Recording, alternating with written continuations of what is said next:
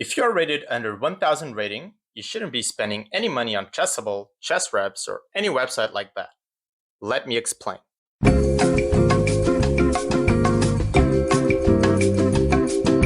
Imagine you are a fireman walking into a burning building and you have to put the fires out. You walk inside the house and you have many fires to tackle, but which one do you choose first? Well, naturally, you'd go for the biggest fire first, the biggest source of problem.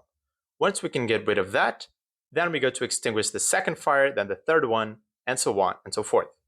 Well, in chess, it is the exact same thing. Once we start playing chess, we have absolutely no skills. All of your game phases suck. The opening, the middle game, the end game.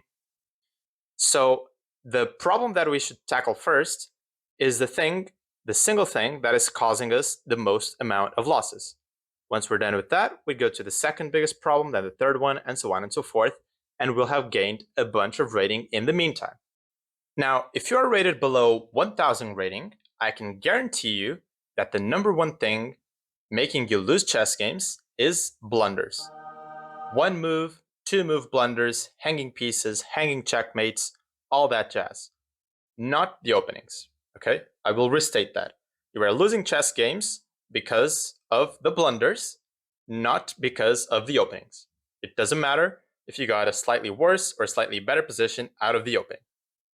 If you can blunder less pieces than your opponents consistently over an extended period of time, you will gain rating because you will start to win more and more games. It doesn't make sense to try and fix something that might only account for, say, 10% of your losses, and realistically, I believe the openings should even account for less than that, when you have another problem, another issue, that is accounting for like 80% of your losses, right? It doesn't make any sense, mathematically, logically, anything. So when should you start to get better at the openings? Well, only once that is actually the biggest problem with your game.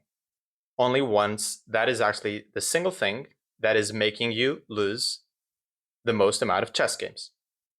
And I have good news for you because this will only happen once you're way past 1000 rating, okay? I have tons of students, tons of friends that are rated 1200, 1400, 1500, whatever on chess.com. And I look at their games and I can assure you that they are not losing chess games because of opening inaccuracies or opening mistakes. Once you decide to go for the expensive Chessable course or in any other platform, make sure to go for the novice or beginner courses first. Okay, so put your ego aside. Don't think that I've reached 1500 on chess.com and now I'm labeled as an intermediate player and so on and so forth. Go for the simplest things first because you need to lay out your foundations first. Great, so we've established that openings are useless under 1000 rating. We just need to blunder less. So how can we do that? Well, I could say that I have good news and bad news for you, but honestly, I feel like I've only got good news. The way you improve in chess basically comes down to two things, okay? Number one is practicing. You need to play a ton of games, and I mean a ton. You play your games, paying attention to them, not like random bullet and blitz games, like, at least 10-0, and you're paying attention to the moves and you're actually thinking using your brain. You will blunder. Everyone does. It is inevitable.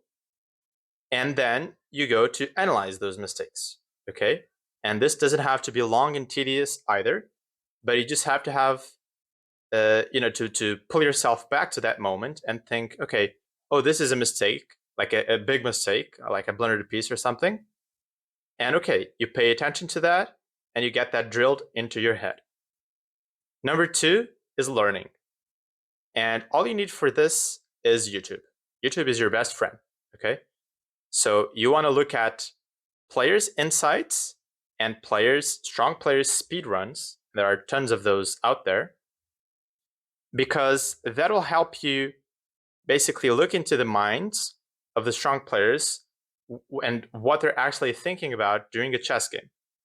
So this will help clear your ideas for your own games and also try to see like what thought habits do you have during your games that the strong player you're watching just simply does not think about, right?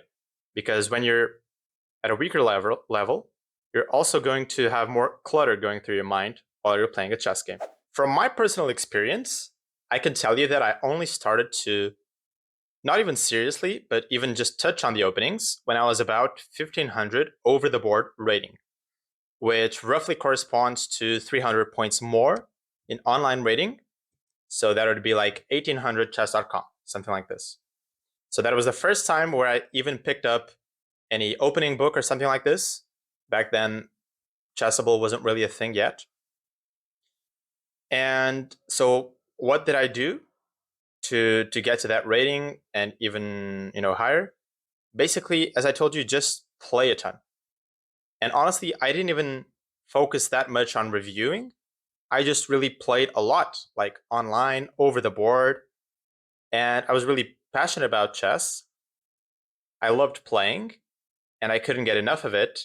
And when you really enjoy something as well, your brain automatically pays more attention to it, which leaves you in this good vicious cycle where you play more, you improve on that, you keep playing, keep improving, and life's good.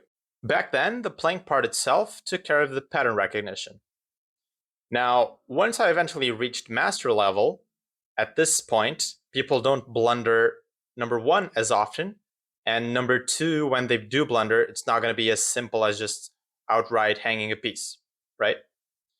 And so the openings nowadays for me take up a much more important shape, at least in classical play, because especially with white, you can try and maximize your advantages early on by basically getting, so it's a win-win. If you're really passionate, so it's a win-win. If you're really passionate about chess, you will love to hear that all you have to do is play, play, and play some more. If you were looking for some kind of magical chessable course that costs $300 and would get you from 500 to 1000 rating in under 1 month, I have bad news for you. That is really not going to happen. What is going to happen is slow but steady improvement, or depending on how much you love and play chess, consequently, it could even be quite fast, quite rapid, as you see all these youngsters come up. That's basically what they do. That's how Firuza came up, for example. He just spammed, a million blitz games a day on chess.com, not out of sacrifice, not out of having to do it or something, just because the guy loves it. The guy, that's all he wanted to breathe and leave. And so that's how he improved so fast. So guys, that is all for me today. Play a ton, enjoy it a ton, and let's keep learning and loving chess. See you guys soon.